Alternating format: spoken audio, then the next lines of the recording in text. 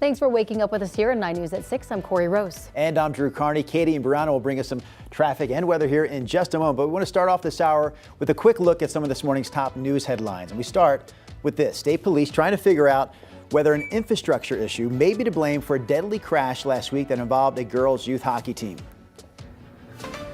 We're also getting a first look inside of Food Bank of the Rockies' new distribution center. This hour, we're going to be inside their brand new kitchen. I'll have the details on how they're becoming more efficient and helping our community coming up next. Everyone is looking for you, Mommy, everywhere. And today's show host Savannah Guthrie makes a public plea for her mother's safe return after her possible kidnapping. First, we want to get right to Brianna Fernandez for a traffic impact alert this morning. Hey, good morning, guys. 5:59 is your time, and I've issued that traffic impact alert within the last 15 minutes. Sky 9 right now over the scene of this single vehicle car crash that happened right at the intersection of Colfax and Detroit. If you're not familiar with the area, it's between Josephine and Colorado. So right now you could see heavy front end damage, actually lots of damage to that vehicle and debris just scattered on the roadway. So DPD, they posted on social media that this car hit that median right along Colfax, and you know Colfax has a lot of construction up and down this area. So Colfax is closed in both directions. The driver of this vehicle was taken to the hospital. That's according to Denver police. So let me show you what that looks like on our maps. I know this investigation could take quite some time this morning. So if we switch things over to our main maps, I can show you. So Colfax and Detroit is shut down. Colfax in both directions also closed. That is the only major crash that I'm tracking here right now.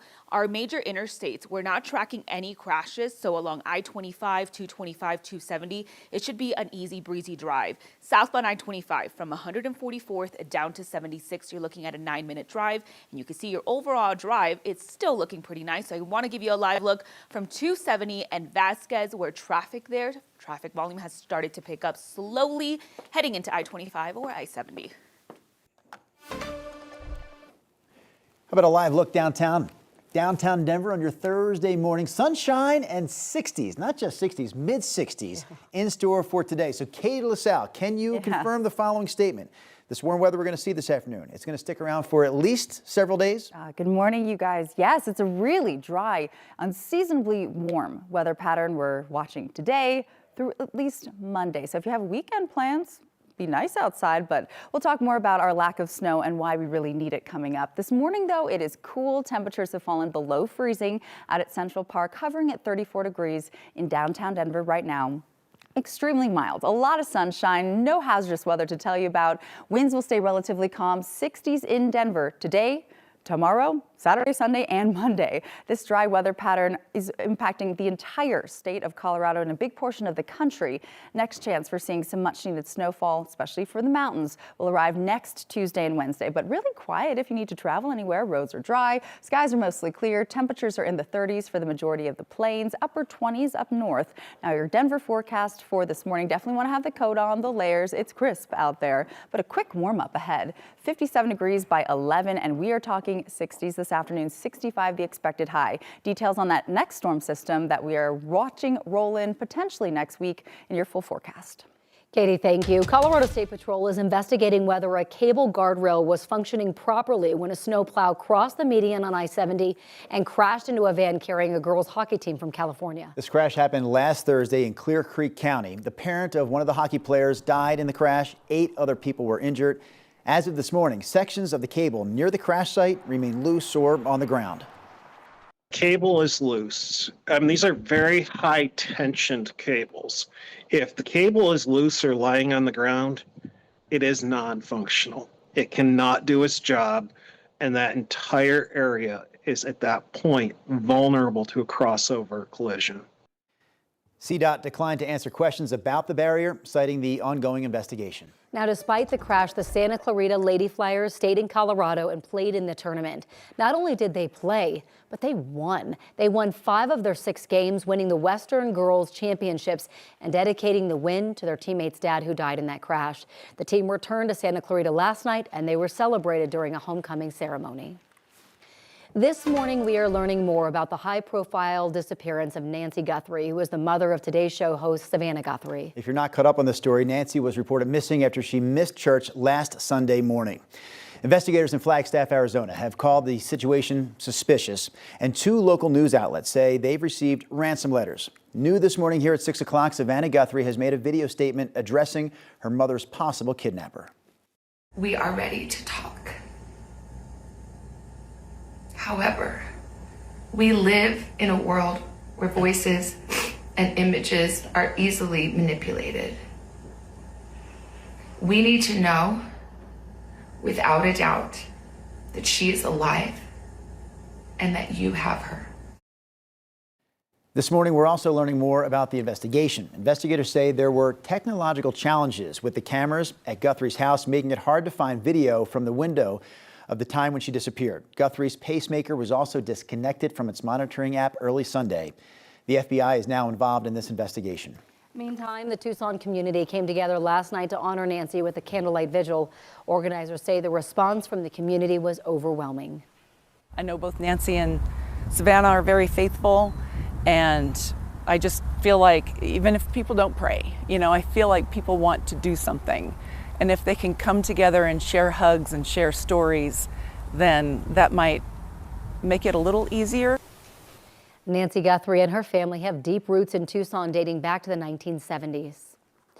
People who paid hefty photo radar tickets in the town of KUSA can start asking for their refunds. KUSA stopped issuing the $340 fines last November after reporting from our Steve on Your Side showed they violated the town's own law regulating photo radar citations. That law capped fines at $40. KUSA just posted a form on the town website where anyone who paid a citation can request a refund. The form says refunds could take 30 to 60 days once requested. More than 1,700 people have already paid those fines. If all of them ask for a refund, the town is set to send back more than $500,000.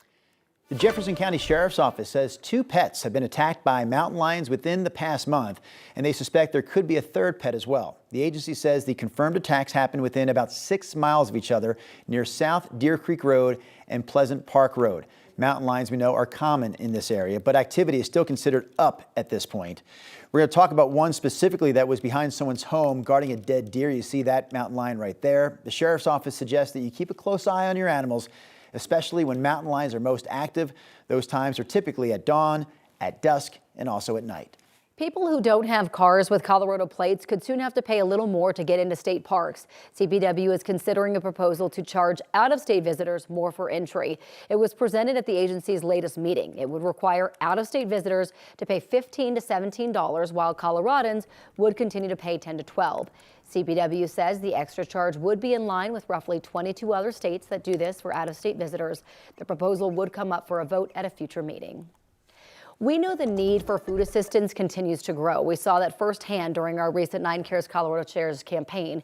So many families are struggling to put food on the table, and that's why our largest food pantry needed to expand. Food Bank of the Rockies says they outgrew their old space 14 years ago. Today, they finally get to unveil their new space, and 9 News reporter Courtney Yoon is live there for us at the new distribution center. So Courtney, you told us earlier the amount of food they distribute has grown significantly. We're talking 5-fold since 2006. Yes, Drew and Corey, and that's why this new facility is really needed. And right now we're in the kitchen area of Food Bank of the Rockies Food Distribution Center. So this room alone, this was the size of their old kitchen that they had at their old facility. But now this is just used for packing meals here at Food Bank of the Rockies. And most of those ready to eat meals are for children. They're for after school programs like the Boys and Girls Club and for other schools. This is the other side of the kitchen. So you can see it's much bigger than what it used to be. And this is where they prep and they cook all the food. And we're heading over to Chef John Knight, who is the executive chef here for Food Bank of the Rockies. Chef John, tell us a little bit about this new space and how it just really enables you guys to do a lot more. So with the new space that we've built, we can just expand everything that we're doing. So before in our last space, we can make about 25% of the food that we send out every day from scratch. Once we moved in here, we immediately jumped up to about 40% of the food from scratch with our goal of being 75% from scratch every single day. Wow, so that's already something new for you guys, more fresh food, more, from scratch food, but you guys are also going to be expanding your numbers too. So right now you guys do a lot with after school programs, Boys and Girls Club, schools and things like that. So you guys are going to be serving more people out of this kitchen as well. Absolutely. I mean, that is the goal of why we built the building, is to feed as many people as possible. So right now we feed about 25 2,400 children every day, Monday through Friday after school programs. This kitchen was built to get up to 10,000 of those meals a day.